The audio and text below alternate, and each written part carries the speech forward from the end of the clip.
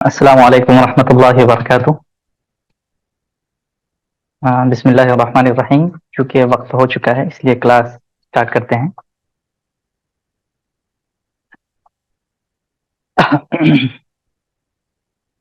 آج ہم اللہ کے رسول صلی اللہ علیہ وسلم کی جو مدنی زندگی ہے، جب آپ صلی اللہ علیہ وسلم مدینہ تشریف لے گئے، اس کے بعد کی کیا ایکٹیویٹی رہی، وہاں کے کیا حالات تھے، اور وہاں آپ نے کس طرح دعوت کا کام شروع کیا، اور اسی طرح وہاں اللہ کے رسول نے کیا خاص اقدامات کیے جب مہاجر یعنی مکہ میں جو مسلمان تھے وہ مدینہ گئے تو ان کے ساتھ کیا رویہ اپنایا گیا، وہاں کے لوگوں نے ان کے ساتھ کیا برتاؤ کیا، یہ ساری چیزیں آج زیر بحث آئیں گی۔ ایک چیز ہم دیکھتے ہیں کہ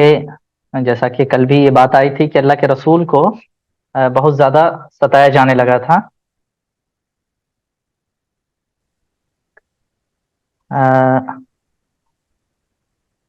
اللہ کے رسول صلی اللہ علیہ وسلم جب تنگ آ چکے تھے ان کی پریشانیوں سے، اور خود صحابہ کرام بھی تنگ آ گئے تھے، تو آپ نے کچھ صحابہ کو حبشہ کی طرف بھی بھیج دیا تھا۔ سن 5 نبوی میں یعنی بعثت کے 5 سال بعد آپ نے کچھ مسلمانوں کو حبشہ بھیج دیا تھا۔ اس کے بعد جو صحابہ کرام وہاں تھے وہ صبر و استقامت کے ساتھ زندگی گزار رہے تھے۔ 10 نبوی میں حضرت خدیجہ اور کا انتقال ہو جاتا ہے۔ اسی طرح ابو طالب جو اللہ کے رسول کے چچا تھے، جنہوں نے پوری زندگی آپ کا ساتھ دیا، ان کا بھی اس درمیان انتقال ہو جاتا ہے، تو اللہ کے رسول بالکل تنہا ہو جاتے ہیں۔ اور دعوتی راہ میں خاص طور پر جب انسان کو کئی ساری پریشانیاں ہوں تو غم ہلکا کرنے کے لیے ایک تو یہ ہے کہ انسان اللہ تعالیٰ کی ذات سے لو لگاتا ہے، اللہ تعالیٰ کی طرف سے اس کی مدد کی جاتی ہے اور ہمت افزائی کی جاتی ہے جو آپ کے ساتھ کی جا رہی تھی۔ لیکن کچھ ظاہری چیزیں بھی ہوتی ہیں جن سے انسان تسلی حاصل کرتا ہے، جن کو دیکھ کر انسان کے اندر ہمت اور صبر کی کیفیت پیدا ہوتی ہے۔ تو حضرت خدیجہ جو تھیں وہ اللہ کے رسول کے لیے بہت زیادہ اہمیت رکھتی تھیں، اس اعتبار سے کہ شروع ہی دور سے انہوں نے آپ کا ساتھ دیا۔ لیکن دنیا سے تو بہرحال ان کو بھی جانا تھا، وہ چلی گئیں، اور اس کے بعد پھر وہ معراج کا سفر پیش آتا ہے کہ 12 نبوی میں اللہ تعالیٰ نے آپ کو آسمان پر بلایا، اور پھر وہاں چند جو 5 وقت کی نمازیں ہیں وہ فرض کی گئیں۔ یہ اسی لیے تھا تاکہ اللہ کے رسول کی دلجوئی ہو سکے، اور جو آپ کو مشکلات کا سامنا ہو رہا ہے وہ غم آپ کا ہلکا ہو جائے۔ ایک چیز ہم دیکھتے ہیں کہ جب عرب میں حج کا موسم ہوتا تھا تو اس زمانے میں مختلف قبائل کے لوگ الگ الگ جگہوں سے مکہ آتے تھے، کچھ تجارت کرنے کے لیے آتے تھے، کچھ کعبۃ اللہ کا حج کرنے کے لیے آتے تھے۔ تو مدینہ کے کچھ لوگ تقریباً 10 نبوی میں یعنی بعثت کے 10ویں سال پہلی مرتبہ اللہ کے رسول ان سے ملاقات کرتے ہیں اور ان کے سامنے دعوت پیش کرتے ہیں۔ ایک چھوٹا سا قافلہ مدینہ سے آیا ہوا تھا تجارت کی غرض سے یا حج کے لیے، جو بھی مقصد ہو ان کا۔ تو جب آپ نے ان کے سامنے دعوت پیش کی تو انہوں نے آپ کی بات پر فوراً لبیک کہا، اور یہ کہا کہ اگلے سال ہم اپنے کچھ اور لوگوں کو لے کر آئیں گے جن کے ساتھ آپ دعوت رکھیں، جن کے سامنے آپ دعوت رکھیں۔ دوسرے سال بھی وہ آئے اور پھر ایک تعداد ایمان لے آئی، اور پھر آپ نے ان کو حکم دیا کہ آپ اپنے علاقے میں جا کر دین کی دعوت شروع کر دیے۔ پھر تیسرے سال بھی کچھ لوگ آتے ہیں اور وہ بھی ایمان کو قبول کر لیتے ہیں۔ اس طرح مدینے میں مسلمانوں کے لیے ایک اچھی پناہ گاہ بن سکتی تھی وہاں پر، اور مسلمانوں کو اپنے دین کی اشاعت کا بہترین موقع مل سکتا تھا۔ چونکہ مکے میں مسلمانوں کے لیے دائرہ بہت زیادہ تنگ بھی کیا جا رہا تھا، اس لیے خود اللہ کے رسول کے دل میں یہ خواہش تھی کہ میں اس مقدس شہر میں چلا جاؤں، مدینے میں چلا جاؤں، اور وہاں کے جو انصار صحابہ جو ایمان لا چکے تھے انہوں نے آپ کو بھی دعوت بھی دی اس کے لیے، لیکن چونکہ اللہ تعالیٰ کی طرف سے کوئی حکم نہیں آیا تھا، اور ایک نبی خدا کے حکم کے بغیر کوئی کام نہیں کرتا، اس لیے آپ نے اللہ تعالیٰ کے حکم کا انتظار کیا۔ چنانچہ بعثت کے 13 سال بعد اللہ تعالیٰ کی طرف سے آپ کو حکم ملا اور آپ حضرت ابوبکر رضی اللہ تعالیٰ عنہ کے ساتھ مدینے کی طرف روانہ ہوئے۔ اور اس درمیان یہ بھی واقعہ پیش آیا کہ جس دن آپ ہجرت کے لیے جا رہے تھے اس رات قریش کے تمام سردار کے لوگ آپ کے گھر کا محاصرہ کر کے بیٹھے ہوئے تھے. انہوں نے آپ کے گھر کا گھیراؤ کر لیا تھا کہ محمد جو ہی فجر کی نماز کے لیے کعبہ میں عبادت کے لیے جائیں گے ہم ان کو قتل کر دیں گے. یہ ان کی آخری حد تھی جو انہوں نے جس کی انہوں نے تیاری کر لی تھی کہ اب محمد کا خاتمہ ہی کر دینا ہے. لیکن اسی رات اللہ تعالیٰ نے آپ کو اس طرح وہاں سے نکال دیا ان کے سامنے سے کہ ان کی نگاہ آپ پر نہیں پڑ سکی. اور یہ اللہ تعالیٰ کی طرف سے ایک معجزہ تھا کہ وہ سامنے سے نکلے لیکن پھر بھی وہ دیکھ نہیں پائے. آپ صلی اللہ علیہ وسلم مدینہ پہنچتے ہیں اور مدینہ پہنچنے کے بعد پھر جو آپ کی زندگی ہے وہاں اس سلسلے میں آج ہم کچھ چیزیں آپ کے سامنے رکھیں گے. مدینے میں جو خاص چیزیں ہیں ان کو آپ دیکھ سکتے ہیں اسکرین پر. سب سے پہلی چیز یہ ہے کہ وہاں سے ایک اسلامک اسٹیٹ اسلامی ریاست کا وجود اسلامی ریاست کا قیام ممکن تھا اور وہ ہوا بھی بعد میں جا کر کہ اللہ کے رسول نے مدینے کو دعوت اسلامی کا مرکز بنایا اور پھر وہاں سے الگ الگ جگہوں پر آپ نے دعوتی وفود بھیجے. صحابہ کرام کو الگ الگ جماعتوں میں بانٹ کر بھیجا لوگوں کو دعوت دینے کے لیے اور خود مدینے میں جو لوگ تھے ان کو بھی آپ نے دعوت دی. مدینے میں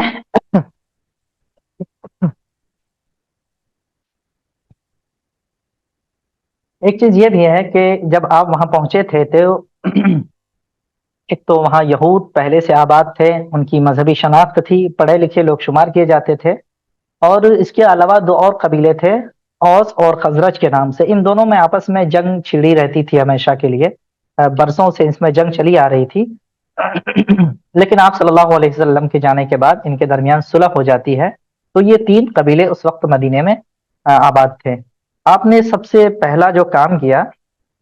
جب مدینے میں آپ انٹر ہوئے تو سب سے پہلے آپ نے مدینے سے 3 میل پہلے ہی تقریباً 5 کلومیٹر دور کے فاصلے پر ایک جگہ تھی, قباء کے نام سے ایک پورا محلہ آباد تھا قباء, وہاں آپ نے قیام کیا. یہ قیام تقریباً آپ کا 14 دن پر مشتمل تھا. بعض مورخین نے 4 دن بھی کہا ہے کہ آپ نے قباء میں 4 دن قیام کیا, اس کے بعد پھر آپ مدینہ انٹر ہوئے. لیکن صحیح بخاری میں جو روایت ہے وہ 14 دن کی ہے. اور علامہ شبلی نے جو اس دور کے بڑے سیرت نگاروں میں شمار کیے جاتے ہیں, جن کی کتاب سیرت النبی بہت اہمیت کی حامل ہے, انہوں نے اسی چیز کو ترجیح دی ہے کہ آپ نے قباء کے اندر 14 دن قیام کیا. مکہ میں جب تک آپ صلی اللہ علیہ وسلم تھے آپ کعبہ کے اندر بھی نماز پڑھ لیا کرتے تھے. اسی طرح پہاڑیوں میں چھپ کر جب پوری صحابہ کی جماعت ہوتی تھی وہاں بھی آپ نماز پڑھ لیا کرتے تھے. لیکن یہاں آنے کے بعد چونکہ آلریڈی وہاں صحابہ موجود تھے, انصاری صحابہ, اور پھر کچھ اور لوگ ہجرت کر کے وہاں آ چکے تھے قباء میں, تو آپ نے ایک مسجد کی بنیاد ڈالی وہاں پر. یہ اسلام کی پہلی مسجد ہے. قرآن کریم کے اندر بھی اس مسجد کا تذکرہ کیا گیا ہے کہ ایک ایسی مسجد جس کی بنیاد تقوی پر رکھی گئی ہو وہ اس بات کا زیادہ حقدار ہے کہ آپ اس میں قیام کریں, اس میں نماز پڑھیں. یعنی اس مسجد قباء کے قرآن کریم کے اندر بھی تعریف کی گئی ہے. یہ آپ جب قباء میں داخل ہوئے تھے تو 20 ستمبر 622 عیسوی کی تاریخ بتائی جاتی ہے. 20 ستمبر 622 عیسوی. چنانچہ آپ نے قباء میں مسجد کی بنیاد ڈالی اور وہاں نماز پڑھتے رہے, اور اس کے بعد پھر 14 دن کے بعد آپ مدینے کے لیے روانہ ہوئے جو تقریباً 5 کلومیٹر کے فاصلے پر تھا. مدینے میں جب آپ داخل ہوئے تو ظاہر سی بات ہے اللہ کے رسول اگر کہیں تشریف لا رہے ہیں تو لوگوں کے لیے اس سے بڑی خوشی کی اور کیا بات ہو سکتی ہے.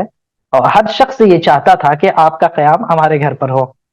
یہ ایک بڑا شرف تھا جن کو وہ حاصل کرنا چاہتے تھے.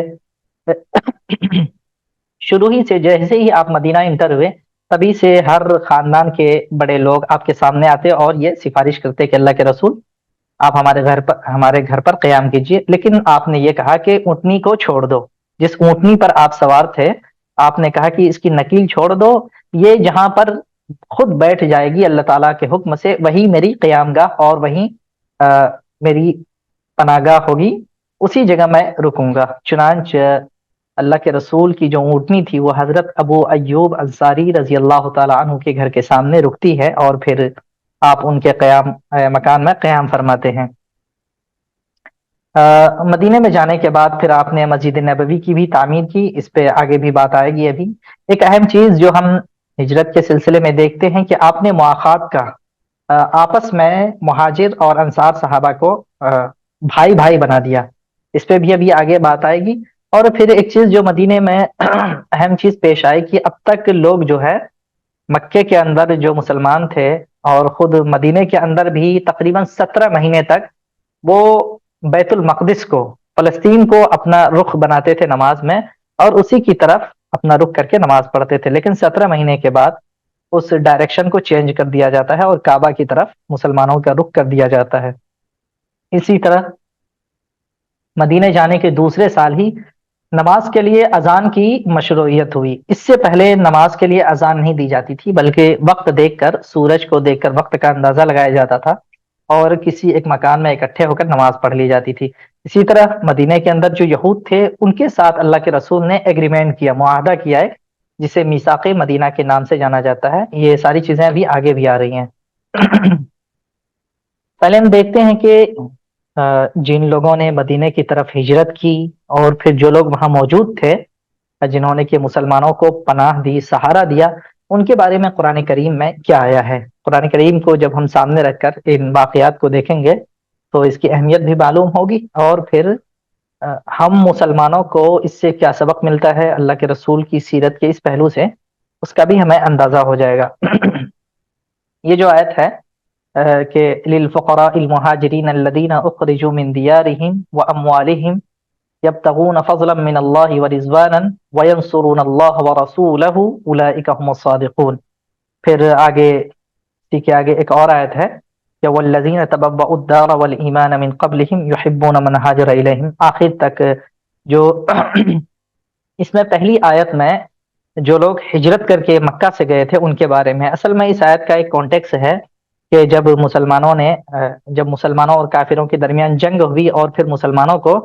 فتح حاصل ہوئی، تو فتح کے بعد کافروں کا، دشمن کا جو مال ہاتھ لگ جائے اسے مال فے یا مال غنیمت کہتے ہیں. یعنی پھر اس مال کا کیا کیا جائے، اس سلسلے میں قرآن کریم کے اندر پوری تفصیل ہے کہ اس کو اللہ کی راہ میں خرچ کیا جائے گا، جو غریب ہیں ان کو دیا جائے گا. اسی طرح بیت المال کے لیے بھی ایک اس کا حصہ رکھا جائے گا. تو اسی کانٹیکس میں ہے کہ یہ بیت غنیمت، مال غنیمت ان حاجت مند مہاجرین کے لیے بھی ہے. مال غنیمت پر ان ضرورت مند مہاجرین کا بھی حق ہے جنہیں اپنے گھروں اور مالوں سے بے دخل کیا گیا ہے. یہاں سے آپ غور کیجئے کہ ان مہاجرین کی کیا صفت تھی، کس حالت میں وہ نکلے تھے. خود اللہ تعالیٰ کہہ رہا ہے کہ انہیں اپنے گھروں سے اور مالوں سے بے دخل کر دیا گیا تھا. یعنی وہ ظاہر سی بات ہے کوئی بھی انسان اپنی مرضی سے اپنا گھر نہیں چھوڑنا چاہے گا. اگر ہمیں آج کسی وجہ سے یہ کہہ دیا جائے کہ آپ اپنے گھر کو چھوڑ کر چلے جائیے، تو ہماری طبیعت کو یہ چیز بہت ناگوار گزرے گی اور ہم ہرگز اس کے لیے تیار نہیں ہوں گے. تو یہ جو مہاجرین مدینہ چھوڑ کر، مکہ چھوڑ کر مدینہ چلے گئے یا حبشہ چلے گئے، یہ ان کی مجبوری تھی، انہیں اپنے دین اور ایمان کی حفاظت کرنا مقصود تھا، اس لیے وہ چلے گئے. تو اللہ تعالیٰ نے کہا کہ جنہیں اپنے گھروں اور مالوں سے بے دخل کیا گیا، یبتغون فضلا من اللہ ورضوانا. اور یہ ایسا نہیں ہے کہ یہ اپنے کسی خاص مقصد کے لیے یا اپنے جان کی حفاظت کے لیے، مال کی حفاظت کے لیے یا کوئی اور دنیاوی مقصد ان کے پیچھے ہو، بلکہ یہ صرف اور صرف اللہ تعالیٰ کی طرف سے خوشنودی اور اس کے فضل کے طلبگار ہے. اسی لیے وہ اپنے گھروں سے بے دخل کیے گئے ہیں. وَيَنْصُرُونَ اللَّهَ وَرَسُولَهُ، اور ان کی ایک بڑی صفت یہ ہے کہ یہ اللہ اور اس کے رسول کی مدد کرتے ہیں اور اسی راہ میں قربانی دینے کے لیے یہ اپنے گھروں سے بھی نکلے ہیں. اولئک هم الصادقون، یہ سچے لوگ ہیں. مہاجرین کے سلسلے میں اور بھی کئی ساری آیتیں قرآن کریم کے اندر ہے جن میں ان کے اجر کو اور اللہ تعالیٰ کے نزدیک جو ان کا مقام ہے اس کو بیان کیا گیا ہے کہ جن لوگوں نے پہلے مرحلے میں دین کے لیے ہجرت کی اور اپنے مال کو، اپنے جائیداد کو سب کچھ قربان کر دیا، ان کا جو اللہ کے نزدیک مقام ہے اس مقام کو کوئی شخص ہرگز نہیں پا سکتا. یہ ان کی فضیلت بیان کی گئی ہے. اب نیچے دوسری جو آیت ہے والذین تبوأوا الدار، اس میں ان لوگوں کو اب مخاطب کیا جا رہا ہے کہ اور وہ ان لوگوں کے لیے بھی ہے مال غنیمت جو ان مہاجرین کی آمد سے پہلے ہی ایمان لا کر دار الحجرت میں مقیم تھے، یعنی مدینے کے اندر جو آلریڈی موجود تھے اور وہ ایمان لا چکی تھے. یہ لوگ ان لوگوں سے محبت کرتے ہیں جو ہجرت کر کے ان کے پاس آئے ہیں. اگر ہمارے پاس کچھ اجنبی لوگ آ جائیں، اگرچہ وہ آج بھی اگر کوئی شخص اسلام لاتا ہے، نو مسلم ہوتا ہے، کو بہت ساری پریشانیوں کا سامنا کرنا پڑتا ہے. ان میں ایک بڑا مسئلہ یہ ہوتا ہے کہ ان کو کہیں ٹھکانہ نہیں مل پاتا. ہر شخص بظاہر تو ان کے ساتھ ہمدردی دکھاتا ہے کہ ایک شخص ایمان لا رہا ہے، ہمیں خوشی ہوتی ہے اور ہم اس کے ساتھ ہمدردی کا اظہار کرتے ہیں. لیکن جب یہ بات آئے کہ ان کے لیے کچھ مال خرچ کرنا ہے یا ان کو اپنے گھر میں جگہ دینی ہے، تو ایسے موقع پر ہم پیچھے ہٹنے لگتے ہیں. لیکن یہ جو انصار صحابہ ہیں مدینے والے، یہ ہجرت کرنے والے لوگوں سے محبت کرتے ہیں، اور پھر جو کچھ ان کے پاس ہے وہ ان کو دے دینا چاہتے ہیں. ولا یجدون فی صدورہم حاجۃ مما یؤتوا. اور ان کی ایک خصوصیت یہ ہے کہ اللہ اور اس کے رسول کی طرف سے ان کو جو کچھ دیا جائے مال غنیمت میں سے، اس میں ان کے دل میں کسی قسم کی تنگی محسوس نہیں ہوتی ہے کہ ہمیں اتنا کم کیوں ملا، یا یہ کہ ہمارے مقابلے میں دوسرے شخص کو زیادہ دے دیا گیا. ایسی ان کی کوئی حالت نہیں ہوتی ہے. اور اسی طرح یہ اپنی ذات پر یؤثرون علی انفسہم، دوسرے لوگوں کو ترجیح دیتے ہیں. ان کے گھر میں کھانا نہیں ہے، یہ بھوکے ہیں، جو کچھ بچا ہے اگر ان کے بس میں ہو تو یہ دوسروں کو کھلا دیتے ہیں. اور ایسا ہی کئی صحابہ نے کیا ہے. ایسی مثالیں بھی ہمیں تاریخ میں ملتی ہیں. ہاں اپنی جگہ خود محتاج ہوں، ان کے پاس خود نہیں ہے، لیکن دینے میں کبھی پیچھے نہیں ہٹتے ہیں. حقیقت یہ ہے کہ جو لوگ اپنے دل کی تنگی سے بچا لیے گئے وہی لوگ کامیاب ہیں. یہ اللہ تعالیٰ نے انصار صحابہ کی تعریف کی ہے. ان دونوں آیتوں میں ہم دیکھ سکتے ہیں کہ ایک طرف جو لوگ ہجرت کر کے مدینہ جا رہے ہیں ان کی کیسی حالت ہے، اور دوسرے جو لوگ مدینے کے اندر آلریڈی موجود ہیں وہ ان کا کتنی خوش دلی کے ساتھ استقبال کر رہے ہیں. اس کا اندازہ ہم ان دونوں آیتوں سے لگا سکتے ہیں. مدینے میں جانے کے بعد اللہ کے رسول نے جو ایک بڑا کام کیا، جیسا کہ ابھی میں نے شروع میں بتایا تھا، مواخات، بردرہڈ ان اسلام. یہ اسلام میں مواخات کا جو رشتہ قائم کیا گیا کہ ایک شخص مہاجر ہے، مکے سے اس کا تعلق ہے، انصار کے لوگوں سے آپس میں ان کی کوئی رشتہ داری نہیں ہے، لیکن اس کے باوجود اللہ تعالیٰ کی طرف سے ان دونوں کو آپس میں بھائی بھائی بنا دیا گیا. سورہ حجرات کے اندر آیت ہے کہ انما المؤمنون اخوہ، مسلمان بھائی بھائی ہیں. یہ اللہ تعالیٰ کی طرف سے ایک حکم تھا. اس حکم کے تناظر میں اور چونکہ ضرورت تھی اس وقت کے دونوں کو ایک دوسرے کی مدد ملے اور دونوں ایک دوسرے کے لیے سہارا بنے. ایک طرف تو مہاجر صحابہ جو اپنے عزم اور ایمان کے ساتھ مدینہ آئے تھے، اور دوسری طرف مدینے کے اندر جو لوگ تھے ان کو بھی خدمت کرنے کا اور قربانی دینے کا موقع ملے. اس کے لیے ایک بہترین طریقہ یہ تھا کہ ان کے درمیان بھائی کا رشتہ قائم کیا جائے. تو مکے سے اس وقت تک جو صحابہ کرام آئے تھے ان کی تعداد 40 بتائی جاتی ہے کہ اس وقت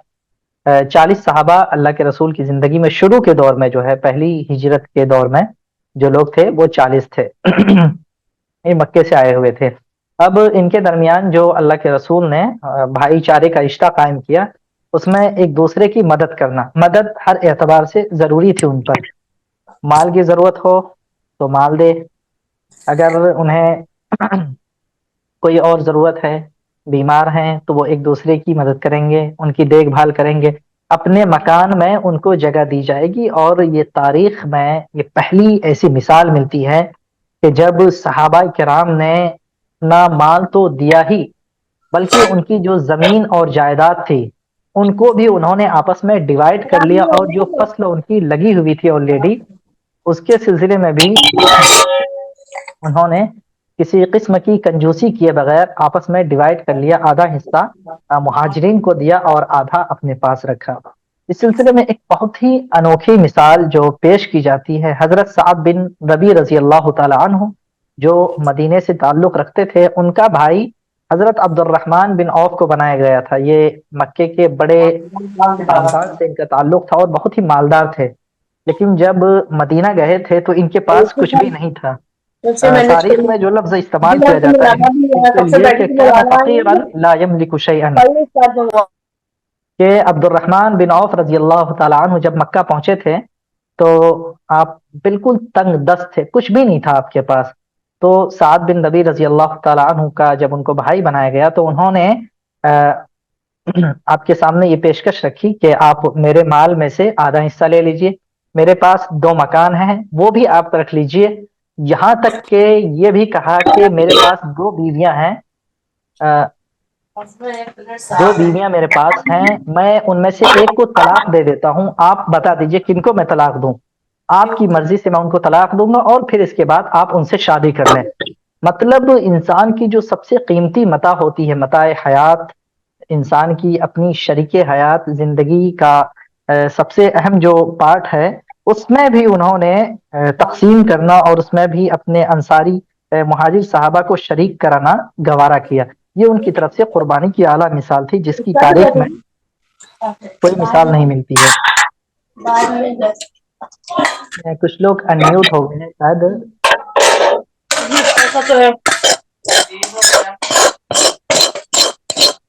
ان کی آوازیں آ رہی ہے، وہ ذرا اپنے آپ کو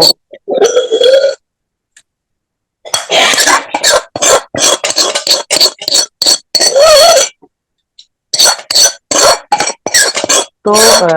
جو صحابہ کرام اس وقت گئے تھے، ان کے ساتھ جو مواخات کا رشتہ قائم ہوا، تو اس کے دو بڑے فائدے ہوئے۔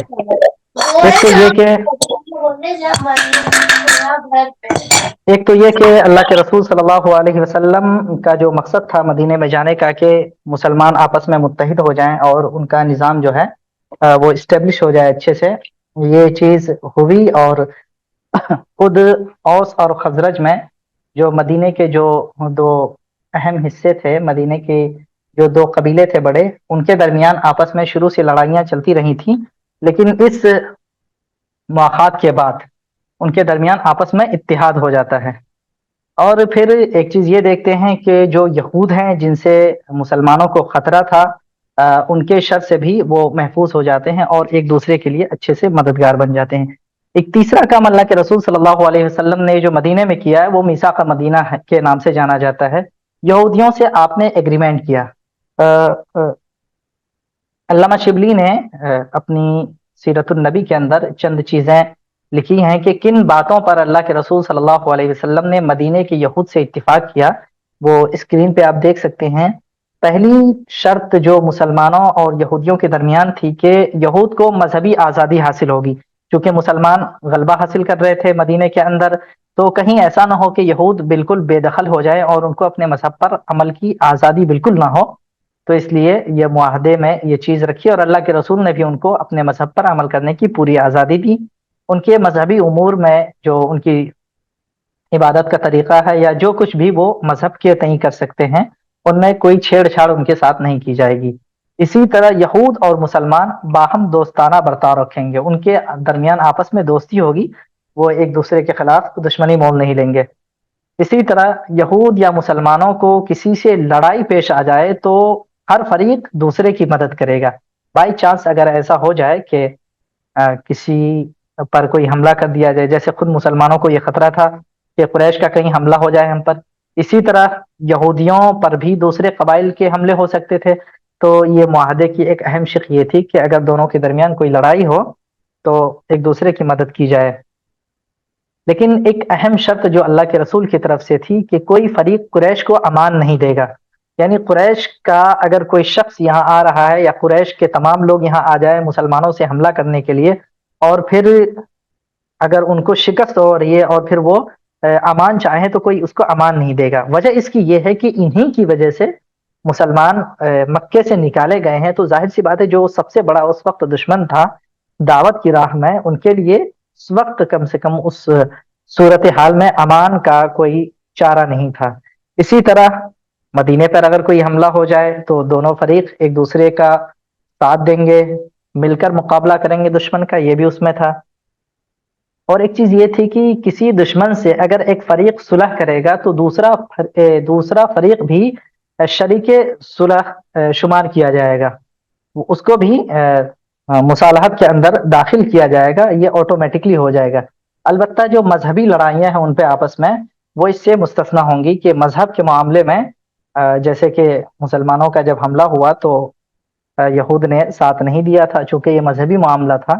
تو اسی طرح بعد میں جب صلح حدیبیہ کا موقع پیش آیا تو اس وقت بھی چونکہ اللہ کے رسول صلی اللہ علیہ وسلم اور اہل مکہ کے درمیان جو صلح ہوئی تھی وہ خاص طور پر مذہب کو سامنے رکھ کر کی گئی تھی، اسی وجہ سے اس صلح کے اندر مدینے کے جو یہود تھے وہ اس میں شریک نہیں تھے۔ اس صلح کے بعد ہم دیکھتے ہیں کہ دعوت کے لیے مسلمانوں کی راہ بہت تیزی سے ہموار ہو جاتی ہے، اور ان کے پاس جو مشکلات تھیں، خاص طور پر مکے کے اندر تو ان کو دعوت پیش کرنے کا دوسروں کے سامنے موقع ہی نہیں ہوتا تھا۔ مدینے میں آنے کے بعد ان کے درمیان اور مسلمانوں کے درمیان، کافر اور مسلمانوں کے درمیان جنگیں بھی ہوئی ہے بہت ساری۔ ان جنگوں میں کچھ میں مسلمانوں کو شکست ہوئی، کچھ میں کافروں کو شکست ہوئی، لیکن جو دعوت کا پہلو ہے وہ نمایاں ہو کر سامنے آیا، اور یہیں سے اللہ کے رسول صلی اللہ علیہ وسلم نے اپنے زمانے کے بڑے بڑے بادشاہوں کو خطوط بھی بھیجے اور پھر انہیں اسلام کی دعوت دی۔ کچھ اور چیزیں اللہ کے رسول صلی اللہ علیہ وسلم نے جو مدینے میں آ کے انجام دی، ایک تو یہ ہے کہ مسجد نبوی، شروع میں اس کا تذکرہ نہیں آ پایا تھا کہ جب آپ مدینے میں تشریف لائے قباء سے، تو آپ نے وہاں مسجد نبوی کا قیام کیا۔ یہ مسجد نبوی کی جو زمین تھی وہ دو صحابہ تھے، چھوٹے تھے، سہل اور سہیل کے نام سے ان کا تذکرہ کیا جاتا ہے کہ یہ دونوں بالکل یتیم تھے، ان کے پاس کچھ زمینیں تھیں۔ اسی زمین کو اللہ کے رسول نے، چونکہ وہ جس جگہ آپ کا قیام تھا اس کے پاس ہی تھی، مسجد نبوی کے قیام کے لیے منتخب فرمایا، اور اس کے بعد پھر آپ نے اس کے مالک کو طلب کیا کہ جو بھی اس کا مالک ہے اس کو ہم پیسے دیں گے اور پھر یہ مسجد اس جگہ ہم بنائیں گے۔ ان لوگوں نے تو پہلے پیسے لینے سے انکار کیا، لیکن اللہ کے رسول نے قیمت دے کر اس زمین کو خریدا اور پھر وہاں پر مسجد نبوی کی تعمیر کی۔ اس مسجد کے بعد ہمیں اسلام میں مسجد کی کیا اہمیت ہے اور مسجد کا کیا رول ہونا چاہیے، وہ چیز بھی نکھر کر آتی ہے۔ ہم دیکھتے ہیں کہ اللہ کے رسول جتنے دینی معاملات ہو رہے ہیں وہ سب مسجد ہی میں، اس سلسلے میں اللہ کے رسول صلی اللہ علیہ وسلم ہدایت دے رہے ہیں۔ اسی طرح جو سیاسی چیزیں ہیں، پولیٹیکل چیزیں ہیں، اس میں بھی مسجد کے اندر ہی اللہ کے رسول عام طور پر صحابہ کرام سے ڈسکس کرتے تھے۔ اور اسی طرح مسجد کو آپ نے دین کی تبلیغ کا، صحابہ کرام کے اندر قرآن اور سنت کی تعلیم کا ایک بڑا مرکز بنایا۔ مسجد نبوی کے اندر ایک مخصوص جگہ تھی صفہ کے نام سے، اس میں جو غریب صحابہ کرام تھے وہ اسی میں عام طور پر بیٹھے رہتے تھے، اور دین کی تعلیم، خاص طور پر اللہ کے رسول صلی اللہ علیہ وسلم سے جو احادیث وہ سنتے تھے ان کو آپس میں ڈسکس کیا کرتے تھے۔ اسی طرح قرآن کریم کی جو آیات نازل ہوتی اس سلسلے میں بھی وہ آپس میں مذاکرہ کیا کرتے ہیں، اگر کسی کو کوئی بات سمجھ میں نہیں آتی تو ایک دوسرے سے پوچھ کر وہ اپنا مسئلہ حل کراتے تھے۔ اسی طرح اگر کوئی دوسرے قبیلے سے یا کسی دوسرے علاقے سے کوئی وفد، کوئی جماعت مسلمانوں سے ملاقات کرنے کے لیے آتی تھی تو ان کو بھی عام طور پر مسجد ہی کے آس پاس یا مسجد کے اندر ہی ٹھہرایا جاتا تھا۔ اس کی بڑی وجہ یہ تھی کہ چونکہ مسجد اسلام کی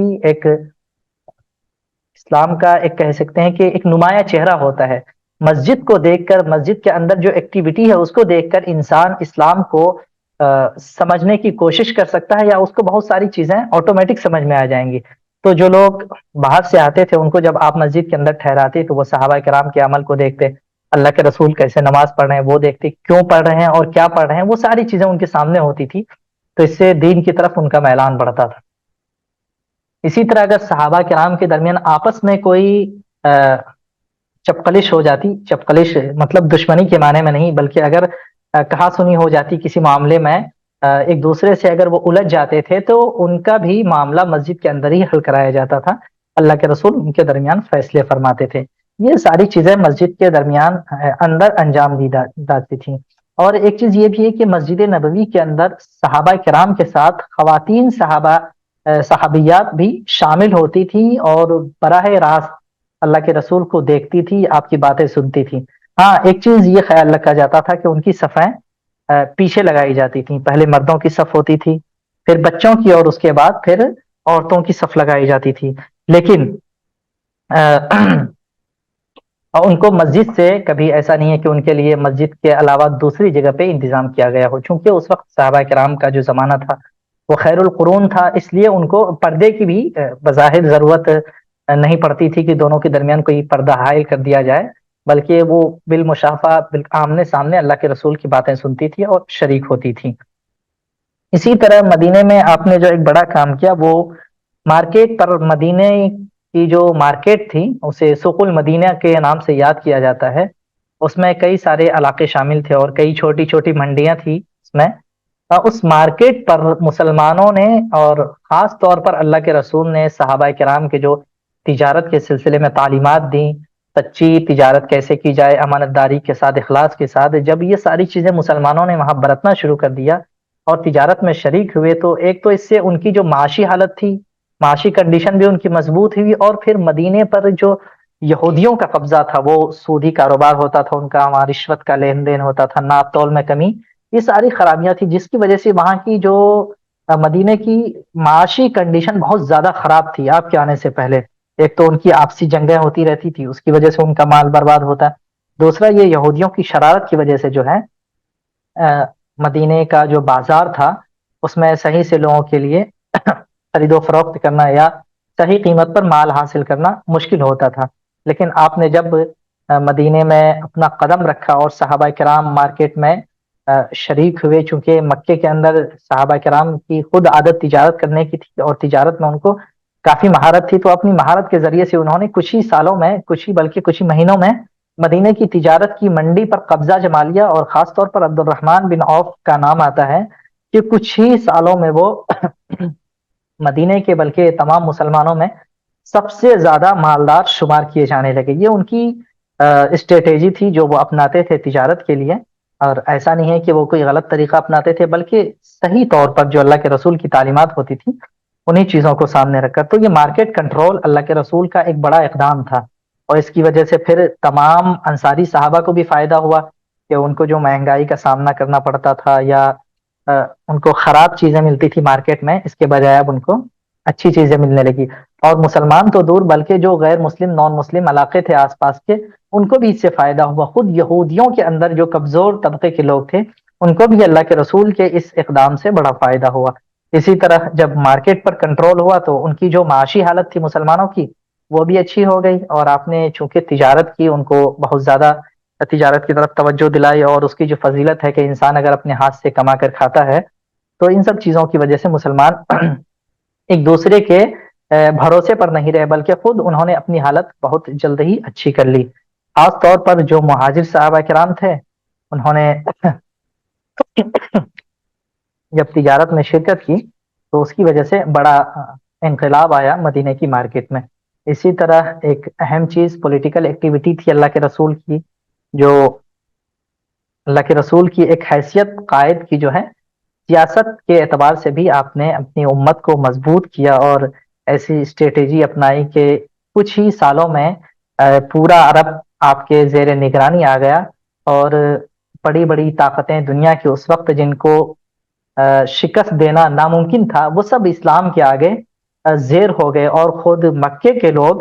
جو کہ مسلمانوں کو 13 سال سے ستا چکے تھے اور پھر مدینے جانے کے بعد بھی ان کا پیچھا نہیں چھوڑ رہے تھے، 8 ہجری میں جب اللہ کے رسول مکہ فتح کرتے ہیں اس وقت پورا مکہ آپ کے کنٹرول میں آ جاتا ہے۔ یہ اللہ کے رسول صلی اللہ علیہ وسلم کا قائدانہ کردار تھا جو آپ نے ادا کیا۔ مدینے میں جو جنگیں ہوئی اس پہ انشاءاللہ کل بات کی جائیں گی۔ ابھی ایک چیز اور ہم دیکھ سکتے ہیں کہ اللہ کے رسول صلی اللہ علیہ وسلم جب مدینہ گئے تھے تو اس وقت تک چونکہ صحابہ منتشر جگہوں مختلف علاقوں میں پھیلے ہوئے تھے، کچھ صحابہ مکہ کے اندر تھے، اور مکے میں بھی جو غلام تھے وہ اپنے آقا کی سرپرستی میں رہتے تھے، چونکہ اس لیے ان کے لیے دین کو پھیلانا یا دین پر عمل کرنا ناممکن ہوتا تھا۔ اسی طرح کچھ صحابہ حبشہ کی طرف ہجرت کر چکے تھے، اس لیے بھی ان کے لیے اللہ کے رسول سے براہ راست استفادہ کرنا اور آپ کی باتوں کو سننا یہ ناممکن ہوتا تھا۔ لیکن جب آپ مدینے میں گئے اور اسلامک اسٹیٹ کا قیام ہوا تو پھر آہستہ آہستہ تمام علاقوں سے صحابہ کرام مدینہ آنے لگے اور اللہ کے رسول صلی اللہ علیہ وسلم کی تعلیمات سے براہ راست استفادہ کرنے لگے۔ اس کا فائدہ جس شکل میں ہمارے سامنے آتا ہے کہ کچھ ہی دنوں میں اسلام کی جو تعلیمات مکے کے اندر جن پر عمل کرنا ناممکن تھا، خاص طور پر ہم دیکھتے ہیں کہ زکوٰۃ کا حکم جو ہے مکمل طور پر زکوٰۃ کا نفاذ مکی زندگی میں نہیں ہو پاتا ہے۔ قرآن کریم میں کئی آیتیں مکی ایسی ہیں جن میں زکوٰۃ کی تاکید تھی، لیکن صحیح سے جو زکوٰۃ وصول کرنے کا سسٹم بنایا گیا، بیت المال بنایا گیا، یہ ساری چیزیں مدینے کے اندر آ کر ہوئی۔ اسی طرح ایک چیز یہ بھی ہے کہ اسلام کے سلسلے میں جو لوگ کشمکش کے شکار تھے، یعنی جن کو یہ سمجھ میں نہیں آ رہا تھا کہ اسلام سچا دین ہے یا غلط دین ہے، وہ کافروں کے، مکے کے جو بڑے سردار ہیں ان کا انتظار کر رہے تھے کہ یہ جو اسٹیپ لیں گے وہی ہمارا بھی اسٹیپ ہوگا۔ تو جب انہوں نے دیکھا کہ فتح مکہ کے بعد پورا مکہ اللہ کے رسول کے کنٹرول میں آ چکا ہے، تو انہیں یقین ہو گیا کہ اگر واقعی آپ کا دین سچا نہیں ہوتا تو آپ مکے جیسی مقدس سرزمین پر آپ کی حکمرانی اتنی آسانی سے قائم نہ ہو سکتی۔ اور پھر انہوں نے جو اللہ کے رسول کے اخلاق اور عادات دیکھے، اور صحابہ کرام کی وجہ سے جو سماج کے اندر تبدیلی آ رہی تھی، وہی صحابہ کرام